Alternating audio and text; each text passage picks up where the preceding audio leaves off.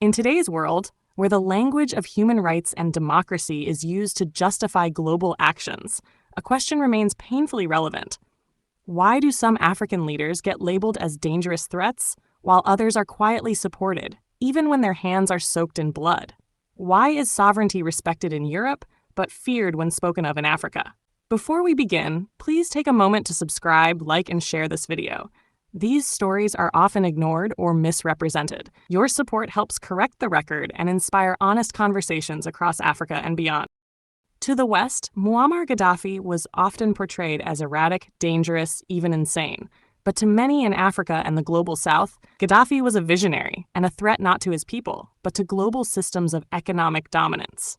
He led Libya for over 4 decades, and while his governance was at times authoritarian, it also brought free education, free healthcare, and one of the highest standards of living in Africa. But what truly alarmed the West were his continental ambitions.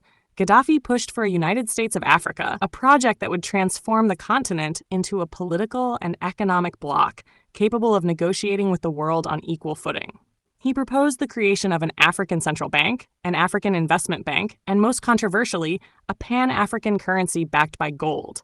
The so-called gold dinar would challenge the US dollar and euro and free African nations from currency dependency.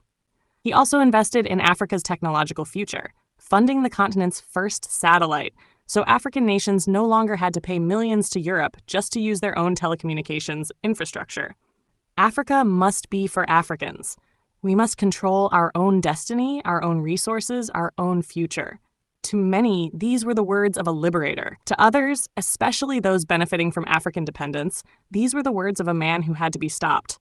In 2011, under the guise of a humanitarian mission, NATO intervened in Libya. Gaddafi was killed. His vision died with him. The country, once stable and growing, fell into chaos, a chaos the world barely speaks of today. Even after colonialism officially ended, France found a way to stay in control. The mechanism? A system known as France-Afrique. Under this neocolonial structure, France kept its grip on African economies, politics, and military affairs, especially in West and Central Africa. One of the most infamous tools of this system is the CFA franc, used by 14 African countries. Though it's called a currency of cooperation, its effects are colonial in nature. The money is printed in France. Reserves are held in the French treasury. And France earns interest on the deposits, while African countries surrender their economic independence. Time and again, leaders who've tried to break free from this system were punished. Thomas Sankara tried, he was assassinated, and now Ibrahim Traoré is trying. In 1994, nearly 1 million Rwandans, mostly Tutsis, were murdered in just 100 days. It remains one of the darkest chapters in modern history. And behind the scenes was France, supporting the regime responsible. For years, France had propped up Juvenal Habyarimana's Hutu-led government. They provided arms, training, and political protection, even as ethnic tensions escalated. When the genocide began, France did not stop it. Instead, they launched Operation Turquoise, which allowed many perpetrators to flee the country. France had the means to stop the killings, but it chose politics over human lives. And yet, no regime change was initiated, no airstrikes, no UN resolution. Why? Because the Rwandan regime, brutal as it was, served French interests, while Gaddafi, who didn't kill his people en masse, did not. It is a painful illustration of a selective morality, where human rights are invoked not based on the crime, but based on the interests at stake. In 2022, Burkina Faso witnessed the rise of a new kind of leader. Ibrahim Traoré, a 34-year-old army captain, took power amid widespread frustration over insecurity and neocolonial influence. But unlike other leaders who ruled by fear, Traoré immediately captured the hearts of many in Burkina Faso. He spoke of sovereignty, dignity, and independence. He asked young Africans to believe in themselves. He expelled French troops and ended unfair military agreements. He called out international hypocrisy. And just like that, he became a threat in Western headlines.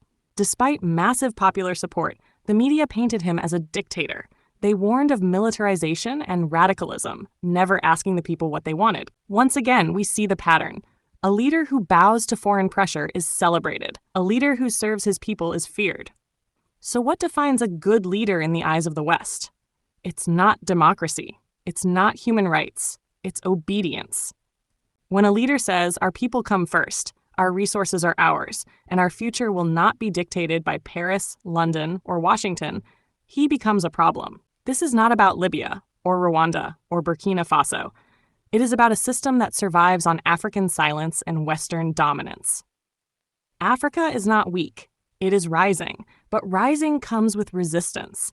And if we do not tell our own stories, others will tell them for us. So if this message resonates with you, please subscribe to this channel so we can keep creating content that informs and empowers. Comment below with your thoughts. What do you think of Gaddafi, Traoré, and the media narratives? Share this video on your platforms.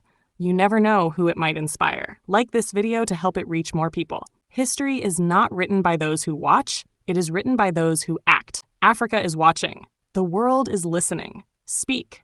Act. Reclaim the narrative.